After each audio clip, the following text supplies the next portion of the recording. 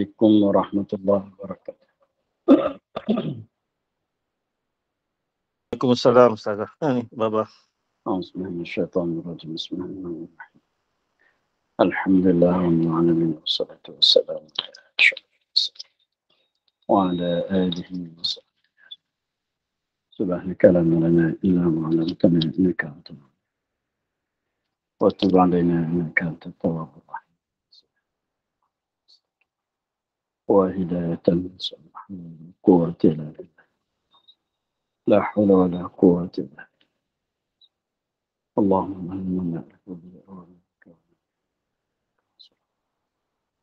وَلَعْنَ الْمَلَائِكَةِ الْمُقَرَّبِينَ وَخْرِجْ مِنْ صُلَاتِكَ وَافتح لنا رحمتك وعلنا صراطك رب اشرح لنا صدرنا قال الشيخ المستعان النفعني في الدارين. Sekian.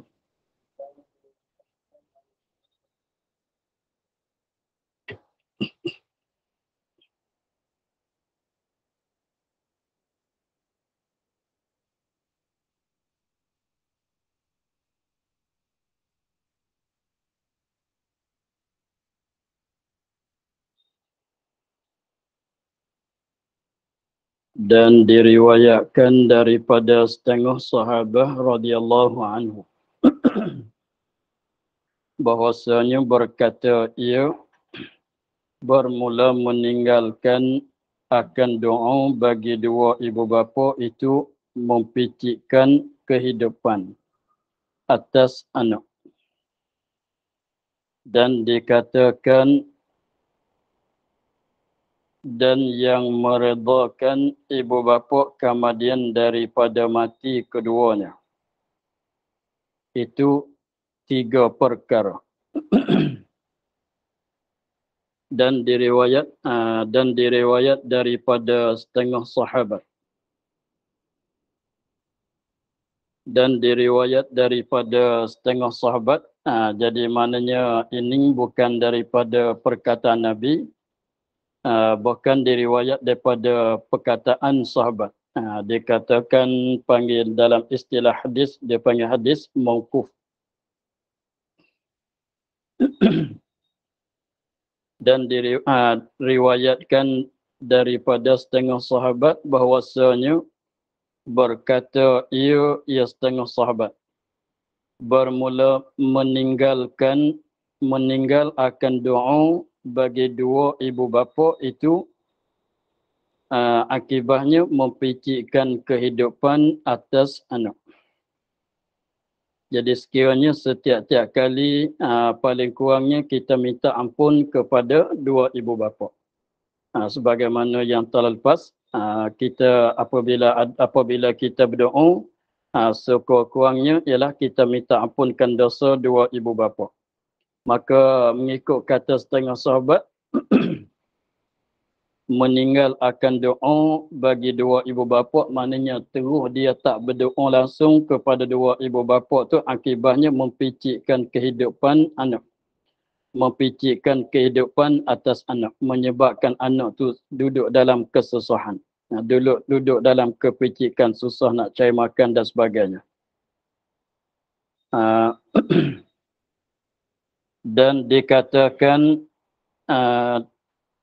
dan yang mereda ni perkara yang meredakan ibu bapa. Kemudian daripada mati keduanya dua ibu bapa. Jadi apabila ibu bapa kita sudah meninggal kedua-duanya, maka ada benda yang boleh kita buat, yang harus kita buat untuk nak dapat keredaan bagi kedua-dua, walaupun mereka kedua-dua sudah mati sekalipun. Dan yang meredakan, mana perkara yang menyebabkan dapat keredaan daripada dua ibu bapa itu 3 perkara. 3 perkara yang boleh kita buat untuk nak dapat keredaan daripada dua ibu bapa apabila mereka dah meninggal.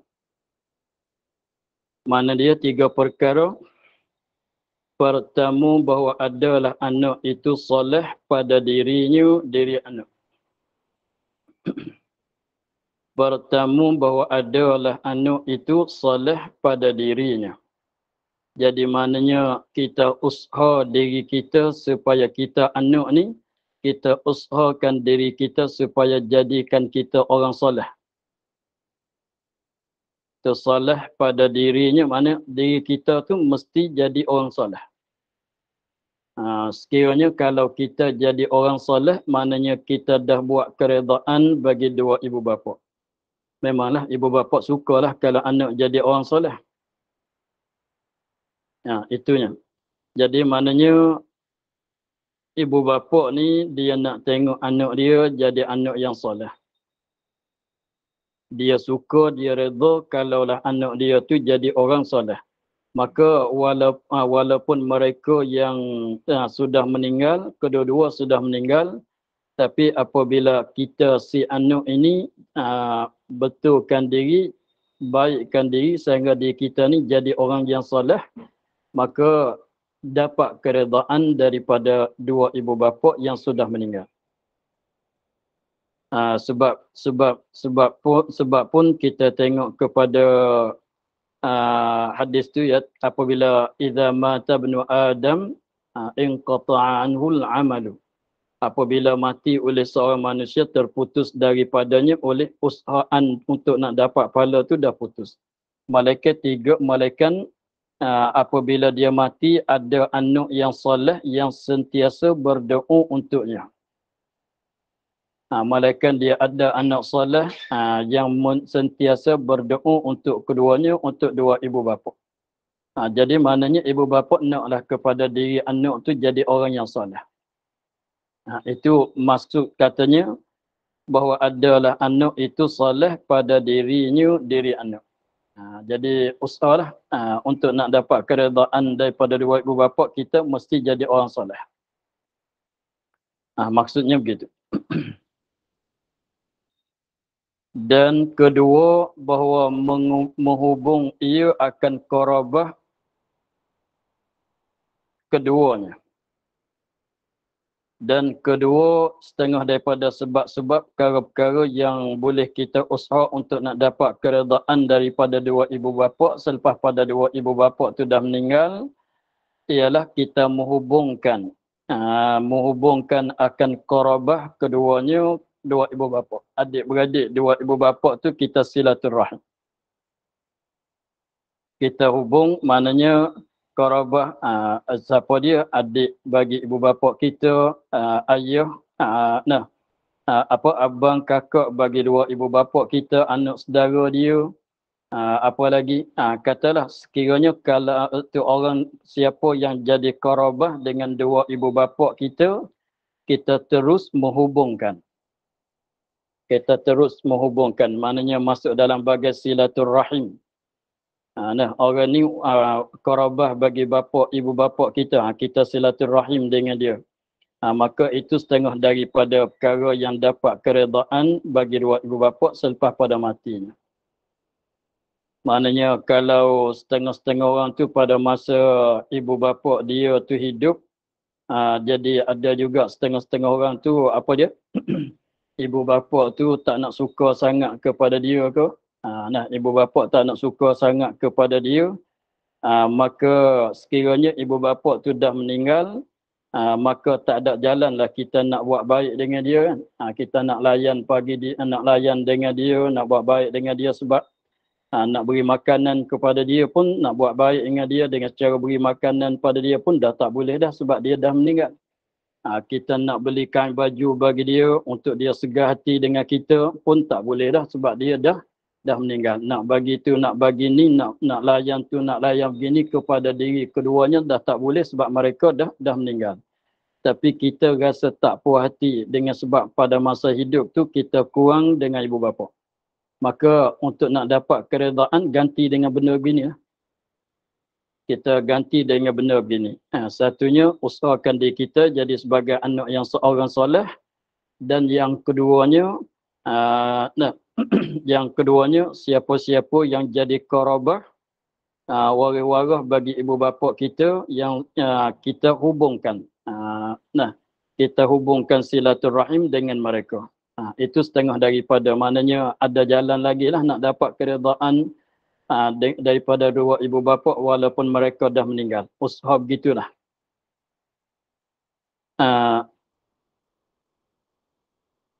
Dan segala taulan keduanya dan kawan-kawan bagi keduanya, kawan-kawan bagi dua ibu bapa. Jadi qarabah bagi ibu bapa kita sambung buat perhubungan, jangan putus silaturahim, dan taulan bagi dua ibu bapa. Kawan-kawan dia walaupun bukan qarabah, tapi orang ni dia pernah baik dengan ibu bapa kita walaupun dia bukan waris-waris kita sekalipun, tetapi pernah baik dengan ibu bapa.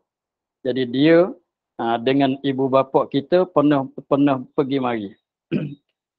Maka si anak sambungkanlah.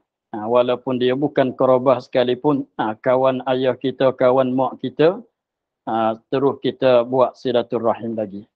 Itu jadi dua lah. Apa nak katanya, kalau tilik dalam bab silaturahim pun begitu juga.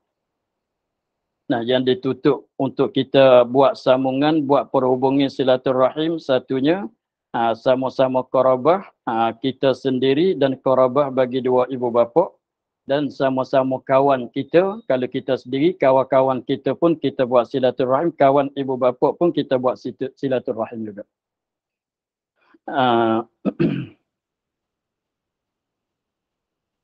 Dan ketiga, bahawa meminta ia bagi keduanya dan mendoa ia bagi keduanya dan bersedekah ia daripada keduanya. Ini yang ketiga. Ini yang ketiga, bahawa meminta ia, minta doa lah. Meminta ia, memohon daripada Allah. Memohon ia anak bagi keduanya, bagi ibu bapa. Memohon daripada Allah untuk dua ibu bapa. Dan mendoa ia bagi keduanya, mana sama. Dan mendoa ia anak bagi keduanya. Kita berdoa untuk dia, minta ampun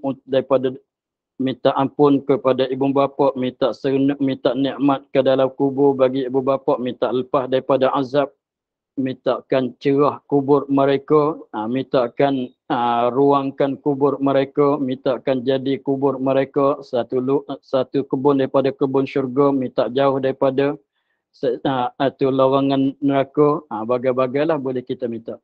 Minta bahagia ibu bapa kita dalam kubur, itu setengah daripada perkaranya. Dan satu lagi pulanya, dan bersedekah ia daripadanya. Seperti kita sedekah niat pahala hadiah kepada ibu bapa.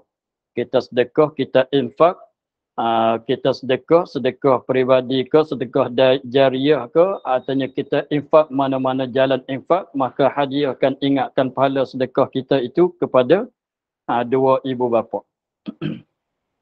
Maka itulah beberapa 3 perkara yang boleh kita usaha untuk nak dapat keredaan daripada dua ibu bapa. Sebab ada setengah orang tu macam sebut tadilah, ketika dia rasa tak puas hati, ketika ibu bapa masih hidup tu dia tak sempat nak layanan dengan secara baik kepada ibu bapa. Dan adalah ibu bapa dengan dia tu, ibu bapa tak puas hati dengan dia, maka tak sempat nak buat baik dengan ibu bapa padahal ibu bapa dah meninggal. Maka bolehlah kita buat 3 perkara ni untuk nak ganti keluputan masa hidup keduanya. Keluputan kita yang tak sempat kita nak buat baik kepada ibu bapa ketika kedua masih hidup. Maka boleh kita usahakan 3 perkara ini untuk nak ganti daripada yang masa hidup tak sempat kita nak buat, tak dapat keredaan daripada dua ibu bapa ketika ibu bapa masih hidup. Boleh kita buat selepas pada mati. Janji dapat keredaan, berjaya lah kita. Janji kita dapat keredaan daripada ibu bapa, dah satu perkara yang kejayaan bagi kita. Tak sempat nak usaha pada masa kedua tu masih hidup, boleh kita usaha pada masa kedua dah meninggal. Itulah 3 perkara. Maka 3 perkara ni agaknya tak berat sangatlah. Tidak berat di atas kitanya. Dan daripada Abi Hurairah, daripada mana diriwayat daripada Abi Hurairah, bahawasa Nabi SAW bersabda, ya Nabi SAW, daripada hak anak atas bapa, 3 perkara. Jadi 3 perkara ini kewajipan terhadap ibu bapa kena bagi kepada anak. Jadi kewajipan ibu bapa, bapa terhadap anaknya. Itu maknanya daripada hak. Setengah daripada hak bagi anak yang mesti wajib di atas ibu bapa menunaikan kepada anaknya. Yang mana 10 perkara yang minggu lepas ialah kewajipan di atas anak untuk ibu bapa. Adapun di sini sebalik dengan yang 10 perkara yang telah lepas. Jadi ibu bapa kena bagi 3 perkara ni kepada anak. Mana dia 3 perkara? Satunya bahawa dielok akan namanya apabila diperanak. Satu kewajipannya kena bagi nama anak tu, letak nama anak tu nama yang elok-elok. Elok di sini bukan elok di sudut sebutan. Memanglah sebutan pun mesti elok juga. Tapi yang pentingnya pada makna bagi nama itu. Nama bagi makna, pengertian makna bagi nama itu mesti dielokkan. Jangan letak suka-suka sedap sebut di mulut lah. Kalau tanya apa makna nama anak kau, tak tahu juga. Tak tahu juga mana apa, maka itu tak sepatutlah. Jadi kita nak letak nama anak kita, fikir dulu. Tak mesti letak dengan bahasa Arab, letak dengan bahasa nama tu bahasa Melayu pun boleh. Tapi eloknya adalah nama dengan bahasa Arab yang tertentu dalam sebut bahagian nama-nama. Maka yang kewajipan di atas ibu bapanya pilih nama untuk anak, nama yang elok-elok. Ni banyak sekarang tu dia letak nama anak padahalnya tak tahu apa makna. Bukan tak tahu, kalau tanya mana apa tak tahu juga, tapi ada dengar sedap dengar. Tu tak comel begitu.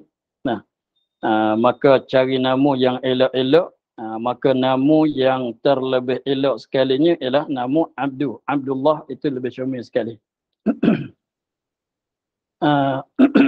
Itu tengoklah dalam bab pilihan nama, maka mestilah cari nama yang elok-elok untuk anak.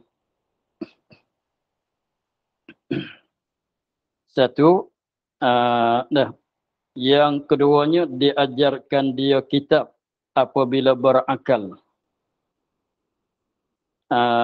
Diajarkan dia kan anak kitab. Dikehendaki maksud kitab di sini ialah Al-Quran. Apabila berakal ia anak, berakal tu ghalib-ghalibnya tamyiz.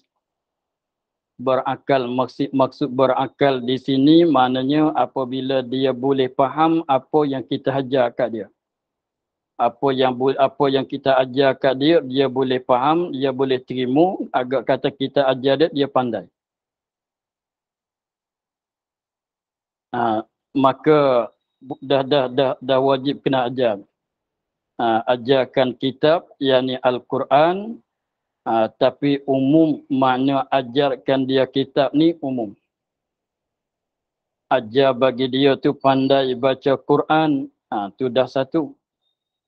Dan ajarkan dia, masuk dia bawah ajarkan Quran itu selain pada ajar dia pandai baca Quran, dan masuk di bawah itu ajarkan dia segala fardu ain. Ajarkan dia segala fardu ain, maknanya cara solat, cara puasa, itu bab amalan. Dan juga ajarkan dia nisbah bab akidah untuk dia, dan adab-adab. Itu masuk ke semua itu dalam katanya fardu ain. Jadi bab akidah, Allah, Tuhan kita siapa, dia bersifat dengan sifat mana, Jadi maknanya kena ajarlah wujud kidam tu dengan sekadar dia boleh faham dulu. Nah, dengan sekadar dia boleh faham dulu, tapi tak payahlah wajib dengan makna tak terima pada akal, nanti dia tak boleh faham lagi. Kita kena tahu, bagi tahu dia Allah, Tuhan kita namanya Allah, dia ada, dia tak sama dengan kita, hingga seterusnya. Kita ajarlah begitu tu. Itu segala fardu ain dari bab amalan seperti cara solat, cara puasa, dan bab akidah mesti juga masuk juga daripada kata ajarkan kitab. Dan ada adab yang penting. Ada adab yang penting, maka wajib data ibu bapa tu ajarkan dia. Sekiranya kalau dia tak mampu, tak kuasa nak ajar, mesti diganti akan orang lain untuk ajarkan anak dia. Kalau sampai tahap kena gaji, wajib juga kena bayar gaji kepada orang yang nak ajarkan anak dia. Itu tak nanti balik lah, tak nanti balik. Bahkan apabila dia tu berakal, boleh faham apa yang kita ajar kat dia, maka dah sampai masalah kita ajar ke dia. Dan yang ketiga, dikawinkan dia apabila balik ia anak. Dikawinkan dia kan anak apabila balik ia anak. Apabila balik, setengah riwayat kata balik, setengah riwayat katanya dapat, apabila dapat ia. Maksudnya sampai masa sepatut kena kahwin, kena bagi dia kahwin. Sampai masa bagi dia, sampai masa dia kahwin, kena bagi dia kahwin. Kena carilah pasangan bagi dia tu, kena cari. Tapi zahir dengan hadis tu ialah apabila dia balik, apabila balik itu seperti mana lagi akan datang hadis tu, apabila umur 15, 16 tu, maka boleh dah nak kahwin dia. Sebab tu dia adat orang dulunya dia kahwin awal. Sebab tu kalau tengok cerita ibu bapa bagi Nabi Muhammad sallallahu alaihi wasallam, Abdullah dan Aminah tu pun awal juga kahwinnya. Ceritanya Abdullah pada masa tu umur 18. Jadi maknanya dah apabila sampai masa boleh kahwin, mestilah kahwin. Carilah pasangan dia. Tapi semuanya terpulang kepada adat pula lah. Sebab pada zaman dulu, dia apabila anak dah besar, umur 15, 16 dah kahwin. Lepas tu tak pelik lah, sebab fardu ain dah ajar kat dia. Fardu ain belum balik lagi, ibu bapa dah ajar, dah bagi dia tahu. Maka apabila sampai masa dia besar sikit, sampai masa boleh kahwin, kahwin lah. Begitu. Maka ini sebagai apa ni, bukan wajib apabila sampai balik umur 15 balik kena cari pasangan bagi dia terus. Tak mesti begitu. Itu tengok kepada adat tempatan kita pula. Kalau umur 15 16 nak buat kerja pun tak boleh lagi pada masa tu. Jadi tengok keadaan semasa lah pula di situ. Tapi pendek katanya, apabila sepatut dikahwin, mesti dikahwinkan.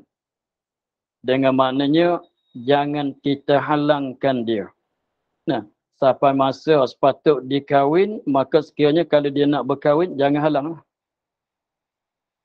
Jangan halanglah.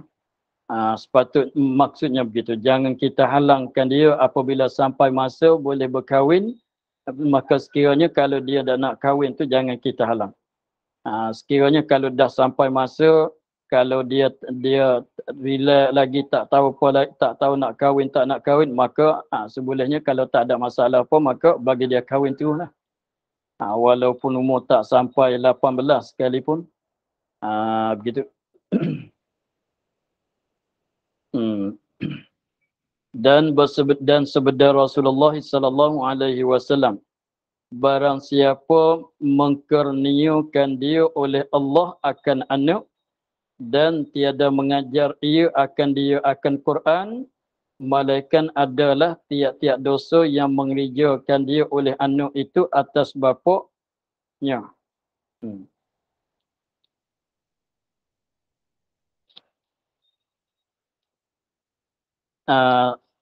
Barang siapa mengkurniakan dia kan barang siapa oleh Allah akan anak. Siapa-siapa saja Allah Ta'ala rezekikan anak kepada dia, Allah Ta'ala bagi anak kepada dia, dan tiada ia mengajarkan dia akan Quran, dan tiada mengajar ia ibu bapa akan dia akan anak tu akan Quran. Maksud ajar Quran tu macam tadilah. Yang wajib kena buat tu apa, yang dilarang keras tu apa dia, yang diharam apa dia, bab akidah pun kena ajar kan. Semuanya segala fardu ain tu benda wajib kena bagi tahu pada dia, benda haram pun kena bagi tahu kat dia. Apa dia lagi? Bab akidah pun kena ajar bagi dia, sekadar asas. Sekadar lepas pada fardu ain, adab-adab pun kena ajar juga bagi dia. Itu maksud katanya mengajarkan Quran. Maka sekiranya kalau dapat anak tapi dia tak ajar akan Quran, tak ajar bab tak ajar dia pandai baca Quran, tak ajar ilmu fardu ain, bab haram wajib apa dia, bab akidah macam mana, adab yang penting macam mana, maka sekiranya anak dalam keadaan kejahilan dengan sebab ibu bapa tidak tunaikan apa ajaran tadi. Sendiri dia pun tak ajar, gaji orang pun tak ajar, kat sekolah pun dia tak ajar juga. Dia tak atas sekolah juga. Kalau sekarang tu ibu bapa tak sempat nak ajar tapi kat sekolah tu dah ajar, maka dah lepas juga sebab dah lepas lah, walaupun sekolah tu sekolah yang tidak percuma sekalipun, tak ambil bayaran sekalipun, janji bagi tahu kepada anaknya akan fardu ain. Anak dia dapat tahu fardu ain dengan cara dia sendiri ke atau dengan serah kepada orang lain ajar ke, ikutlah. Janji anak dia dapat tahu benda-benda yang jadi fardu ain, dapat pandai baca Quran. Sekiranya kalau dia tak ajar anaknya begitu, malaikat adalah tiap-tiap dosa yang mengerjakan dia oleh anak itu atas bapaknya. Maka dosa tu atas bapak. Tapi bukan maksud kata anak buat tak berdosa, dosa naik itu entah berbapak 100%, bukan begitu. Jadi maknanya dia ada bertanggungjawab tentang berdosa anak itu. Dia bertanggungjawab. Maknanya apabila anak tu balik, anak yang dia tak ajar fardu ain tu dah balik, maka anak tu melakukan maksiat, maka ibu bapa itu, bapa itu ada bertanggungjawab. Bukan ibu bapa, maksudnya bapa saja. Bapa tu bertanggungjawab. Mana ada dapat pesin dosa jugalah dia. Maka anak tu tak solat, memanglah berdosa atas anak lah kalau tak solat asalnya. Tetapi tak solat dengan sebab ibu bapa tak beritahu kata solat tu adalah wajib. Anak tak puasa sebab ibu bapa tak ajar dia, tak bagi tahu kepada dia katanya puasa Ramadan tu adalah wajib. Lalu tu dia tak puasa. Tapi dia dah tahu, dia dah ajar, tapi saja anak tak solat, itu tak salah lah. Apabila anak balik tak solat, kita dah tahu, beritahu katanya sembahyang 5 waktu ni adalah wajib.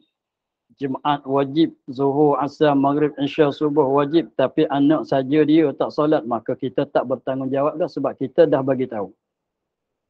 Kita dah bagi tahu.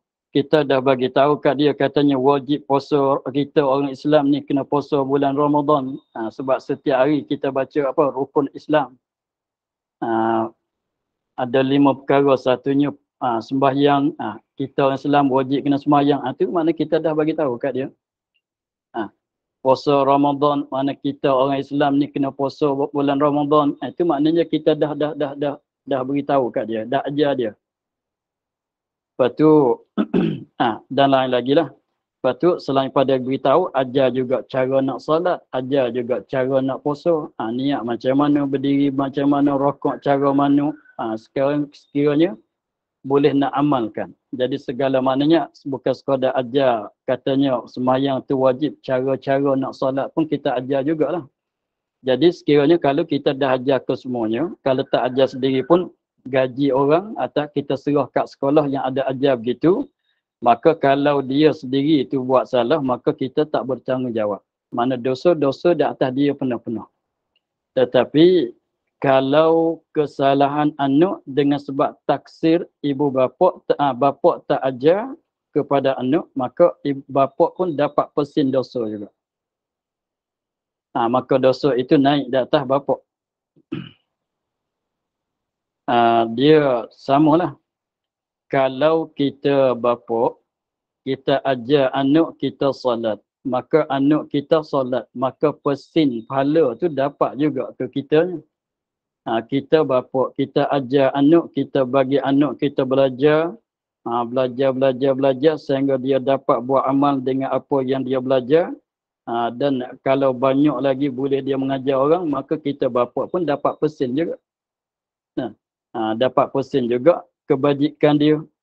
Kita galakkan dia bersedekah. Apabila sampai masa anak kita bersedekah, walaupun dia tak hadiah pahala pada kita sekalipun, kita dah dapat pesin sebab serenak dia dalam bab sedekah dengan sebab kita buka jalan untuk dia. Begitu, apalagi kalau dia niat pahala sedekah pada kita, memanglah. Begitu. Jadi maknanya kesalahan ibu bapa tak ajar kepada anak, sekiranya kalau anak tu mengerjakan dosa, maka ibu bapa dah yang tanggung. Tengok. Malaikat tiap-tiap dosa yang mengerjakan dia oleh anak itu atas bapa yang menanggung. Dan pada hari kiamat menghisap oleh anak itu akan bapaknya. Dan pada hari kiamat menghisap oleh anak akan bapaknya. Atas meninggal bapa akan mengajarkan dia akan Quran. Dan akhirat esok anak dia akan tanya balik. Menghisap oleh anak akan bapa. Maknanya anak dia akan periksa kepada bapa. Kenapa bapa tak ajar dia begitu, tak ajar dia begini. Kenapa bapa tak ajar saya solat. Kenapa ayah tak ajar saya puasa. Dan menghukum oleh Allah baginya atasnya. Dan menghukum oleh Allah baginya, bagi anak tu atasnya, atas ibu bapa. Atas bapa. Jadi mana kesalahan anak tu naik di atas bapa. Kesalahan anak tu, maka anak tak tanggung, maka ibu bapa itulah tanggung. Sebab dia tak ajar. Begitu. Tapi alhamdulillah lah, tempatan kita mana-mana pun ada begitu. Tempat mengajar fardu ain tu ada. Kita kalau tak ada masa nak ajar sendiri, serah kepada tempat tu lah. Bagi dia ajar. Maka kalau kita dah tunainya begitu, dah lepas tanggungjawab kita. Nanti dia besar esoknya, dia solat tak solat, dia penuh-penuh lah yang menanggung. Kita dah bagi tahu kita orang Islam ni tak boleh curi, tak boleh minum arak, tak boleh makan benda mabuk dan sebagainya. Kalau besar lagi dia buat lagi, na'udzubillah, maka kita tak bertanggungjawab. Sebab kita dah ajar dia, kita dah beritahu kepada dia. Malaikat ibu bapa tu apabila anak tak solat, ibu bapa setuju dengan tak solat. Malaikat itu berdosa jugalah. Tapi kalau tilik kepada asalnya, dah beritahu, dah ajar, dia kalau nak berlaku lagi, dialah yang tanggungjawab. Kita tak bertanggungjawab. Ibu bapa tak bertanggungjawab dah. Dan berkata Sayyidina Ali karramallahu wajhah, ajar oleh kamu akan segala anak kamu akan Quran. Maksud dengan ajar Quran tu macam tadilah. Ajar sebab apabila dia orang dulunya, lebih-lebih laginya orang Arab. Dia apabila ajar Quran, dia pandai baca Quran. Maka dalam Quran tu dah cukup. ada sebut tentang wajib solat di sana, apa dia, cara nak ambil wudu pun ada di sana kan, dalam Quran cara nak mandi pun ada di sana. Apa lagi tentang haram zina pun ada dalam tu, haram ni pun ada. Akidah pun dalam tu dah juganya, adab pun dah dalam tu dah juga. Tapi dengan sebab dia orang Arab, dia dapat faham, dia pandai baca, dia faham. Dia kita ni orang Melayu lagi pulaknya Arab sekarang pun dia tak manda. Dengan pandai baca Quran tu tak manda. Sebab kita tak faham makna Quran.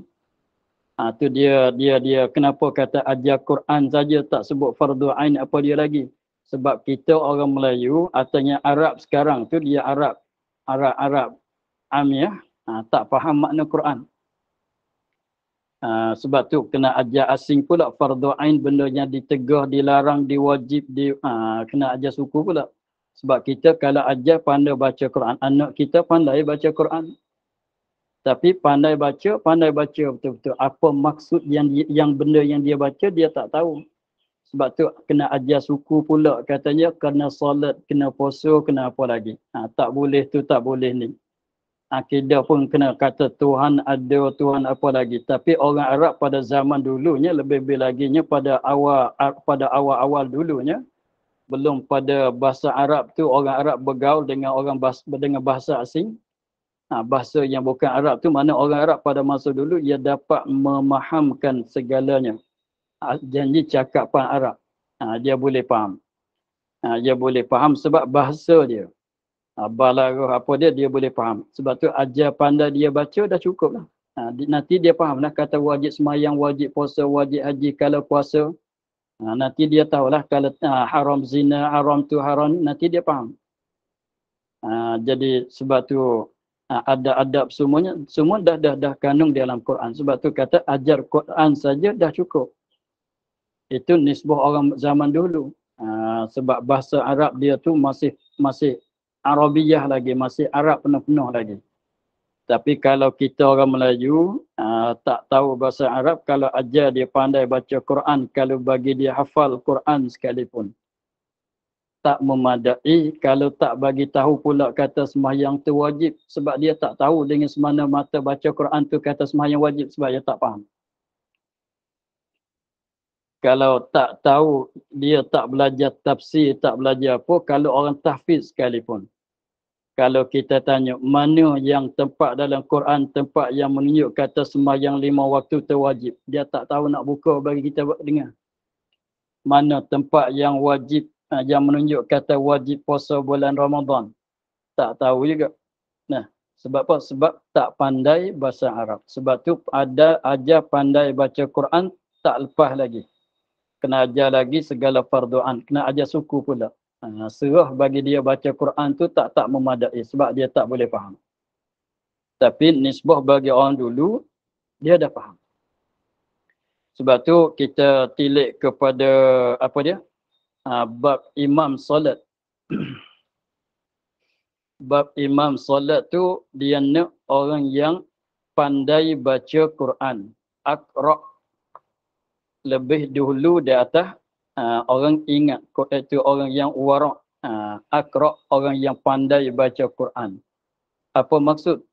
Pandai baca Quran serta tahu uraian Quran, makna Quran. Mana orang alim? Orang tahu baca Quran, mana orang alim? Dia maksudnya begitu. Jangan kita tengok suasana sekarang, orang kita Melayu pandai baca Quran tak cukup. Begitu. Sebab tu dalam hadis, perkataan Sayyidina Ali di sini pun mesti ajarkan anak tu pandai baca Quran. Kalau orang Arab yang fasih pada zaman dulu, begitulah. Zaman sahabat, zaman tabi'i, begitulah. Itu pun zaman-zaman tabi'i, itu pun bahasa Arab dah nak terlari dah daripada kaedah. Itulah. Sebab tu Sayyidina Ali katanya, ajar oleh kamu akan anak kamu akan Quran. Kalau Quran saja tak faham, tak madai. Sebab tu kita tambah katanya kena ajar dia lain pula apa dia akidah, cara solat, cara apa semua. Apa yang dilarang, apa yang ditegah, kena bagi tahu lain pula. Sebab kalau semata baca Quran dia tak boleh nak faham. Nah, ajar oleh kamu akan segala anak kamu akan Quran, masuk kamu akan syurga dengan syafaat mereka itu syafaat anak.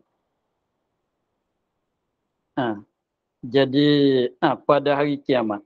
Jadi apabila kita ajar anak kita pandai baca Quran, maksud tadilah pandai baca Quran maknanya tahu segala hukum fardu ain, fardu ain, bab akidah, bab apa, maka sekiranya anak kita tu beramal dengan apa yang dia faham daripada Quran, dia beramal dengan apa yang dia ajarkan Quran, maka dia tu dapat, apabila dia tu jadi orang soleh, dia akan dapat mensyafaat kepada kita ibu bapa pula.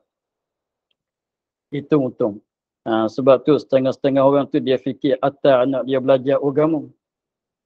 Supaya harap-harapnya anak dia tu faham agama, boleh beramal dengan ilmu agama yang dia belajar, dan akhirnya dia jadi orang soleh, anak dia jadi orang soleh, mati dalam keadaan soleh, maka walaupun ibu bapa tu pun ada kekurangan nisbah amalan sekalipun, maka anak boleh mensyafaat kepada ibu bapa. Itu satu keuntungan. Sebab tu biasanya orang kita ni kalau ibu bapa ajar atas anak belajar ilmu agama, dia fikir nak tumpan anak. Dia fikir begitu. Dia fikir katanya sikit lagi nak tumpan anak. Lebih laginya pada bab akhirat nak tumpan anak. Sebab tu dia ataskan anak dia belajar agama. Dia harap gitu.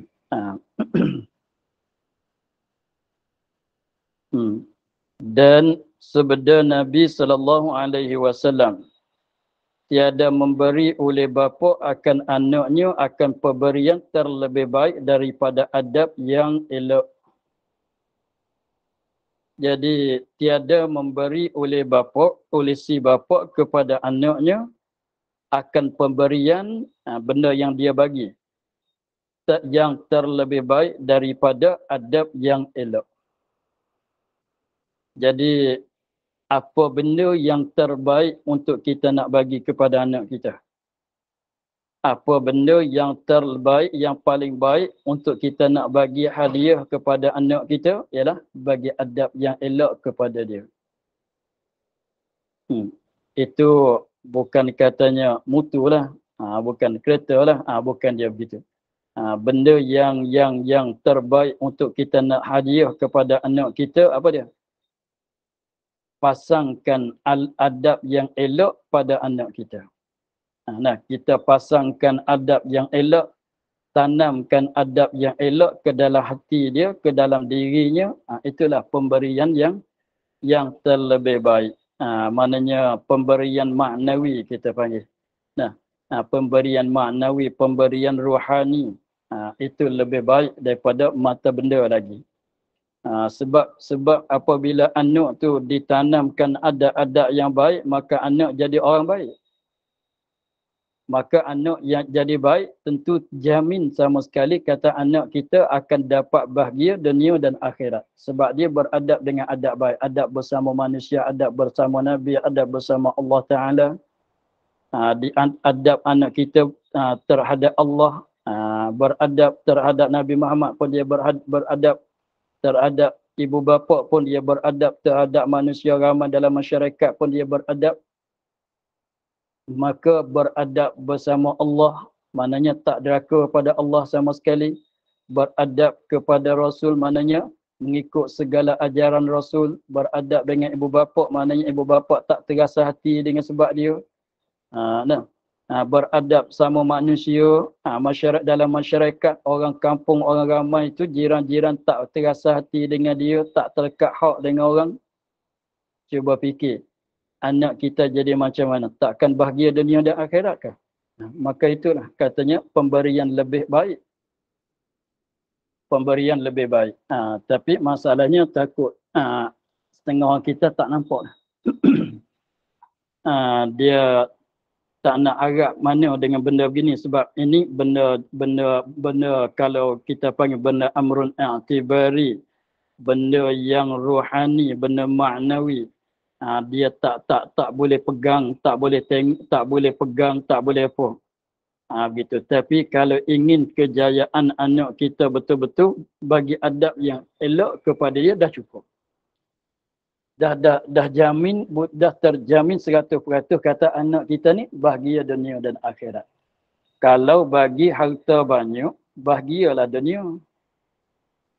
Tapi akhirat belum tentu. Begitu kalau bagi harta banyak, bahagialah dia anak. Tapi akhirat belum tentu.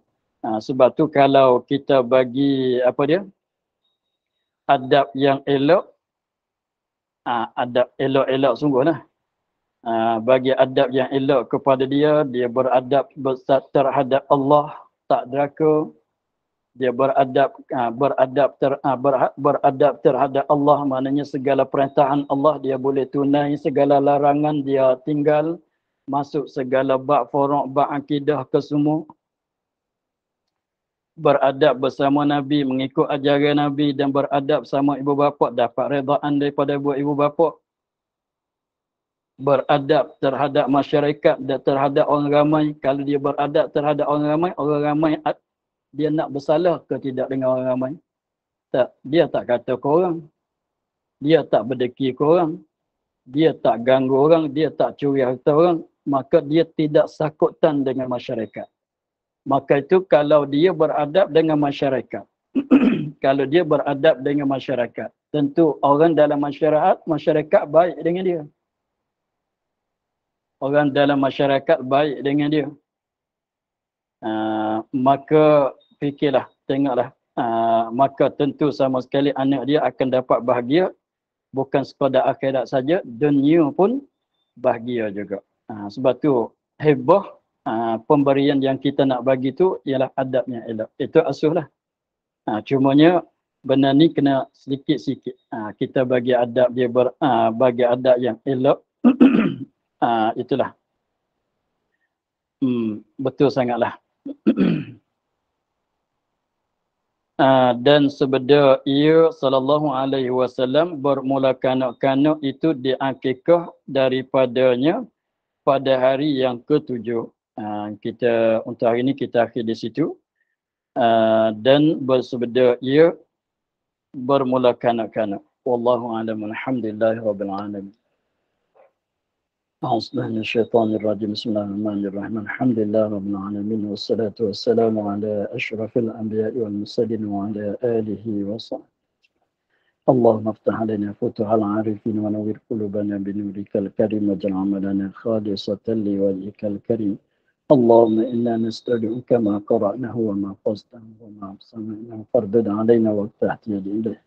سبحان ربك رب العزة عما يصفون وسلام على المرسلين والحمد لله رب العالمين. Sama-sama.